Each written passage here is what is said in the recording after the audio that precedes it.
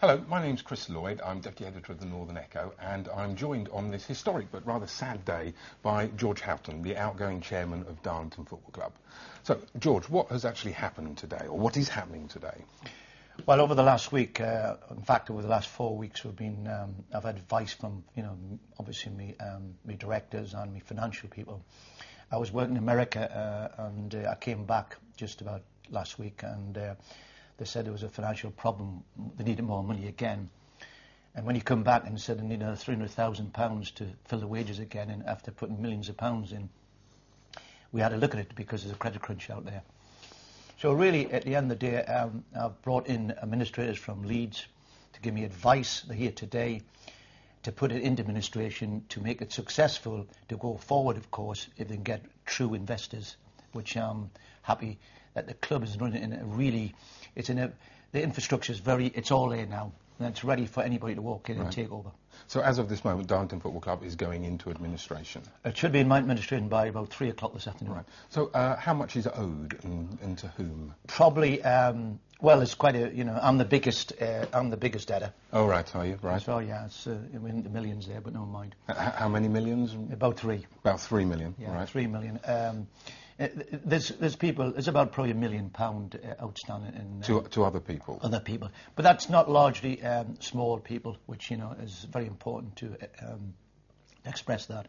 It's people like wage roller, which one of my ex-directors signed, which is going to cost the company a lot of money. It was 350 grand.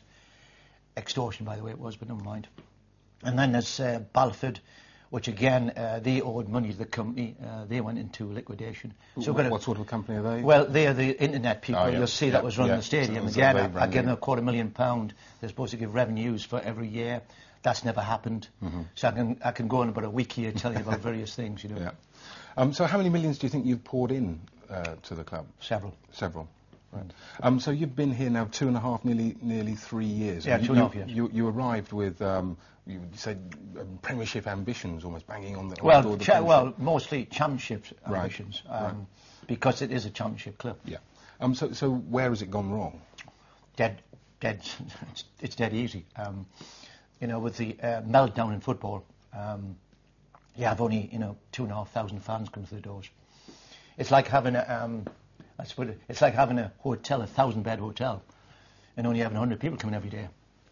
So what happens there? Eventually it's going to go down. Yeah. Attendances haven't lived up to expectations. I'm surprised because over the last year I've been pushing everything, and the PR companies, everything in the stadium. I've brought people in, consultants, to get more seats filled. But it's like having, when I was there last night, it's like having a big drum and a small pea on top of it. There isn't people there. And let's be fair, there's some fantastic fans there. There's hardened fans of 2,000, but at the present moment, they haven't got the money. And now I can't give any more away. I'll give kids under 10-year-old free. We're not getting the people through the doors, and that's a disaster situation. So, as well as revenue from football matches, the other idea of football clubs is to use their facilities, expand those facilities. I mean, you put on the Elton John concert. Which was a complete sellout, wasn't it? It was absolutely fantastic, and that was the way forward, and it was a 5-year plan, which I've never changed, really. But the problem there in the 5-year plan, it was crucial that the Darlington Council got this planning sorted out. So, because you've got an application, well, you were given planning permission last April for, I think it's a £12 million development, a 100-bedroom hotel, a cafe, nurseries, coffee, everything. And the most important thing was the Academy of Sport, which is on the left-hand side, because that would have brought revenue through into the club.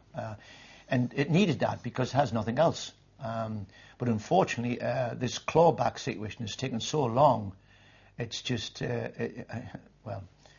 inevitable that the whole planning process has taken far too long. I wanted a year ago, and I'm very proactive. I work 24 hours a day, so I've got to get people there. And unfortunately, when we work in the councils and various things, they don't work like that. Right.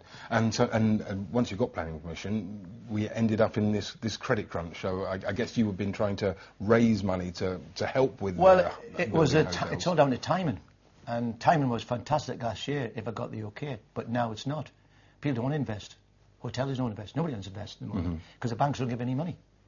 So that's the it's a chain of events. Yes, and I suppose you can't see any way out of it other than getting out of it, because it will take several years to build a hotel and kind of raise the revenue that way. Attendances are still not rising to meet the day-to-day running of the club. So you're having to pour money in all the time. Well, I've had no help from anybody. I mean, to be quite fair, I've had nobody is selling on selling, not even the rate people. I don't get any discount on anything. So every day that club opens, it loses £60,000 a week. £60,000 a week. And I've been putting 60,000. I came from business in January and said, have you got another 300 grand, George? Not 30 grand or not 6 grand, 300,000. Right. And remember, there's a credit crunch out there, so you just don't affect the other businesses, you know. Can I borrow a tenner afterwards? Yeah, probably you can. But then there's a big black hole here. How much do you put in?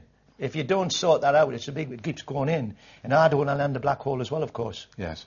We spoke very briefly earlier, and you came up with a lovely analogy about being in the middle of the ocean and rowing and not actually getting away, but putting in all that effort, time after time. Well, it was. It's like I'm rowing in the middle of the ocean and saying, can I see some land somewhere to eventually get there? But unfortunately, it wasn't there.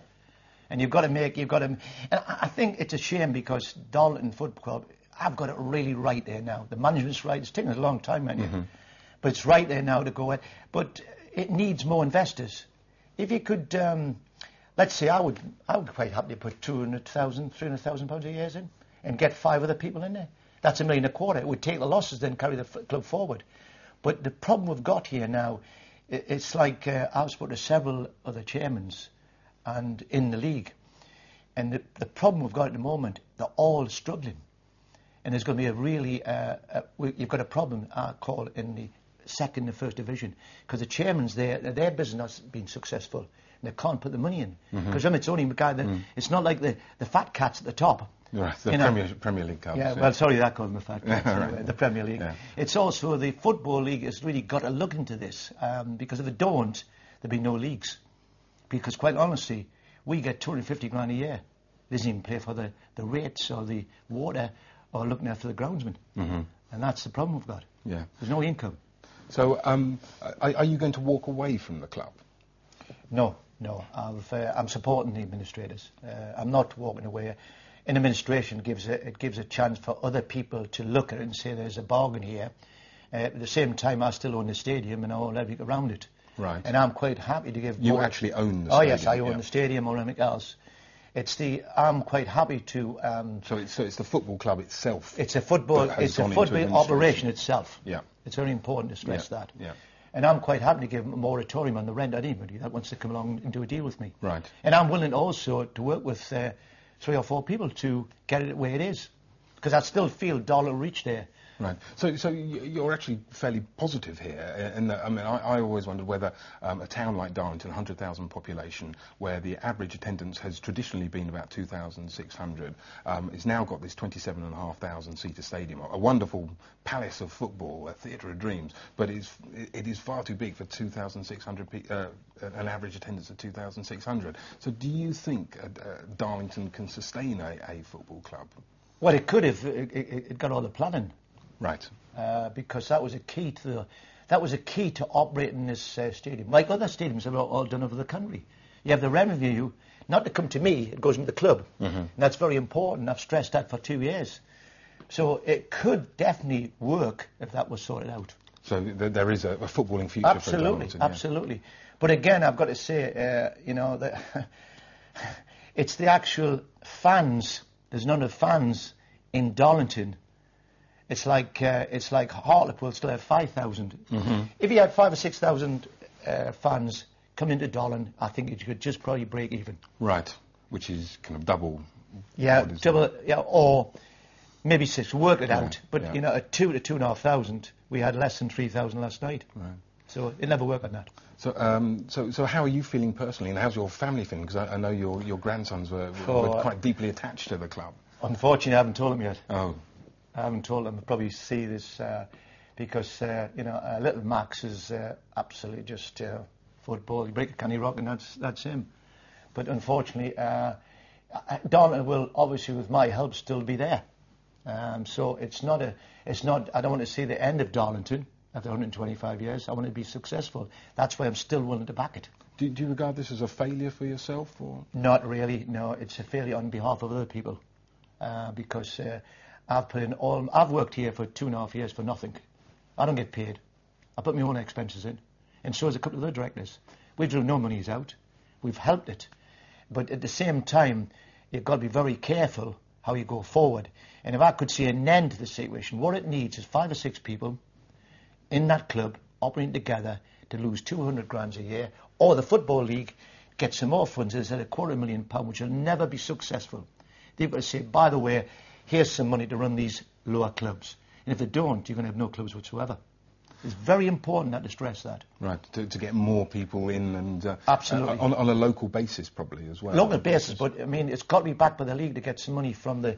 I mean, from the big boys. The Premiership getting 50 million. Mm. We get 250. Mm-hmm. You know, it doesn't work out. Yeah. Right. Well, and finally, George, on a sad day for Darlington Football Club, do you have a message, a final message for the fans? Yes, I've did a press release actually, and you know, I feel sorry because I've been some of the families I've met, you know, the young boys. It's, you know, I can see them, but the message I've got is very important. I like to read this out because it's very important. I read this because it's for the fans really, and it'll only take a couple of seconds.